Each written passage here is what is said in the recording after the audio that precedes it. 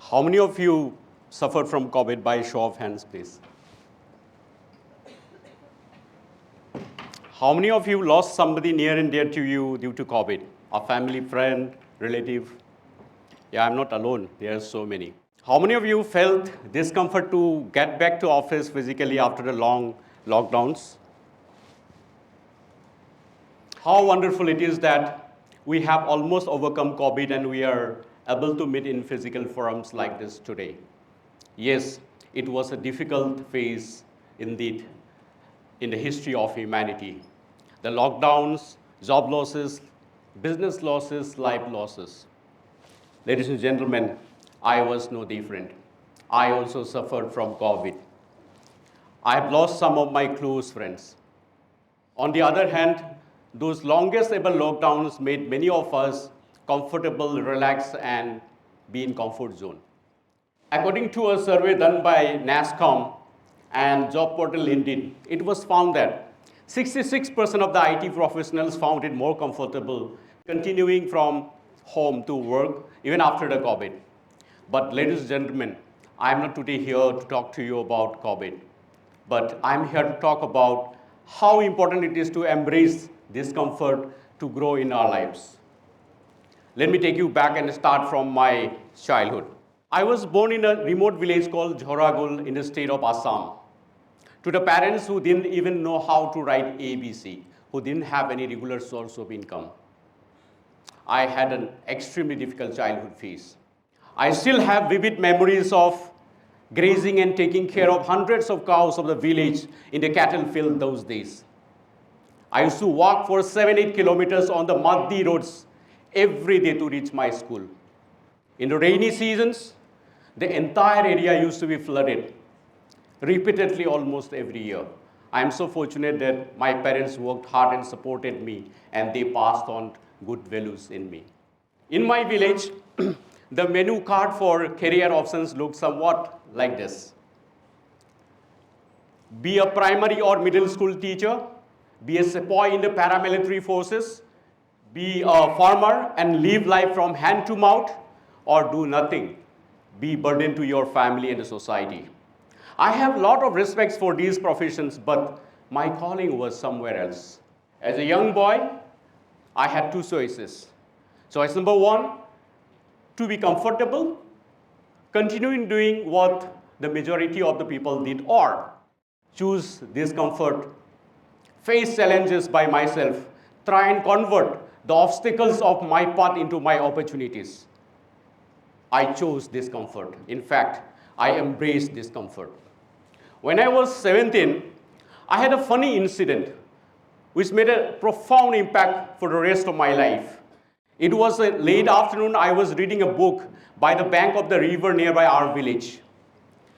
Suddenly, I saw a boy crossing that 100-meter wide river. I remained stunned to see him doing that because it was a rainy season, the river water was almost overflowing its banks, and the river speed was ferocious. I approached to him and asked, "How could you do that?"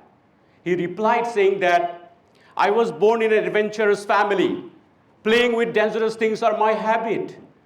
It is something no one else could do." He even warned me not to ever try it. His words somehow pinched into my young mind to the core. I couldn't forget his words. I had two choices. Be comfortable, do nothing, accept myself as an inferior guy, or take that as a challenge and try to prove myself that I also could do it. I chose discomfort. I embraced discomfort. When I was at 11th standard, I went to meet the principal one day in his cabin to ask something. He listened to me for about 5 minutes, and then he replied, "I don't understand what you are trying to say. If you can't speak English, speak in Hindi."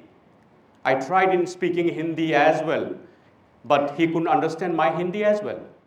He added, "Your English is pathetic. You can't speak Hindi also properly. Without knowing these two languages, you cannot progress in your life. Your future will be dark." What did I do after that? I chose discomfort. I embraced discomfort. I started my sales career immediately after I graduated from the college. One day my boss visited me and he worked with me in the market. He also did my performance review. Then he said, "You don't possess the needful skills to be in this profession. Your performance is extremely poor. You better change your profession." I was almost about to lose my job. What did I do? I chose discomfort. In fact, I embraced discomfort. Ladies and gentlemen, at every phase in my life, I had two choices. One choice was to be in the comfort zone and live the life of the rest of the people the way they are living, or choose discomfort and embrace them. And I saw a pattern clearly evolving. I saw that the reason why I was able to grow in my life is not because I was choosing the easier one. In fact, it was because I was choosing the more difficult path. And then I had some learning at every juncture, be it in my childhood, be it in my college life, be it in my professional life. At every stage, I had a piece of answer to the puzzle on how we can embrace discomfort and grow in our life.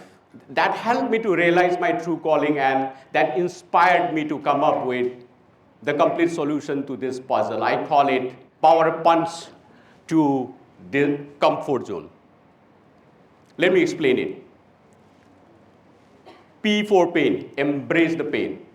Swimming across that 100-meter wide river was extremely painful, but I decided to go for it. I requested to my friends to join me in the mission. After a lot of persuasion, they agreed. Then we jumped into the river together. Unfortunately, after swimming for a while, they decided to give up because it was too tiring and they were afraid. Ladies and gentlemen, I was tired too, but I decided to embrace the pain because I had to prove a point to myself. I took off my loose t-shirt that was slowing down my swimming speed, threw it into the water, and I started swimming diagonally downstream so that I could conserve my energy. That's how I could swim across the 100-meter wide ferocious river alone. I fell flat on the riverbank for almost 1 hour because I was fully exhausted. But the sense of achievement that I had in that moment was truly limitless. That funny incident became the source of inspiration for me whenever I face any difficult challenges in the rest of my life. That incident completely rewired my brain. It helped me to develop a very high degree of can-do attitude and never give up mindset. Next, O for opportunity. My boss told me that you don't possess the skills. You change your profession. I was almost about to lose my job. It was an extremely difficult moment for me. I could have gone back to my village and pick up one of those 4 options which are normally picked up by our villagers. But I decided to look at the opportunity within the discomfort. I requested him to give me some time to prove myself. Thankfully, he gave me 3 months' time. I said thank you, and I single-mindedly started focusing on improving my skills. Once I was able to develop my skills, things changed dramatically. My performance turned around. I started getting reward and recognition. And the biggest reward was the fact that the same manager announced my name as the best employee of the quarter in an open forum. I didn't stop there. I continued with the same efforts. I always looked at every discomfort as an opportunity and worked upon it. That helped me to fast-track my career. I grew from a senior executive to a vice president within just 8 years' time. Next, why? Make your why larger than your pain. Let's imagine that there is a plank of wood placed over the 2 ground floors of 2 buildings. And if I tell you to cross this plank from one point to the other, how many of you will go for it? By show of hands, please. Okay, some of you. Now, if I tell you that I'll give you 1 lakh of rupees for doing the same thing, how many of you will go for it? Yeah, a lot of you. Now, let's imagine that I have taken the same plank on the 10th floors of 2 buildings. And if I tell you to cross the same plank for 1 lakh rupees, how many of you will go for it? No one. Now, let's imagine that there is a big fire on the other building. and your mother is there. She's going to die if she's not rescued immediately. In that scenario, how many of you will go for it to cross the plank? All of us. Excellent. What is the lesson we can learn from this exercise? I think two lessons very clearly. Lesson number one, having a clear why works as a big driving force to choose and embrace discomfort. It gives you the courage, motivation, and urgency. The larger the why, the higher the willingness to embrace bigger discomfort in life. Next, efforts. Make continuous efforts. My principal was right when he said that if you can't speak English and Hindi well, you cannot progress in your life. Your future will be dark. But for a young, aspiring student at that moment, it was too difficult a thing to take. But what did I do? I had two choices. One choice, do nothing, be comfortable about it. Or second choice, seriously do something about it. I decided to embrace discomfort. I promised to myself that come what may, I'll speak good English within 1 year's time.